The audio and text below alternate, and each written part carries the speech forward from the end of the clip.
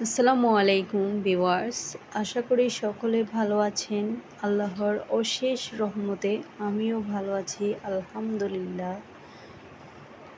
আমরা প্রচুর গরমের মধ্যে আল্লাহর রহমত হিসেবে জুম বৃষ্টিকে পেয়েছি।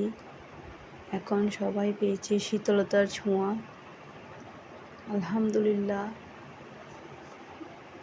প্রচুর গরমের মধ্যে আমরা এখন একটু শীতলতা অনুভব করছি, খুব ভালো লাগছে। বন্ধুরা দেখেন, এগুলো হচ্ছে বেবি নকশি কাঁথার কাজ। কেমন হলো, আপনাদের কেমন লাগতেছে জানি না। দয়া করে সবাই লাইক অ্যান্ড সাবস্ক্রাইব করবেন, আমার পাশে থাকবেন আমার চ্যানেলটিকে এগিয়ে নেওয়ার জন্য।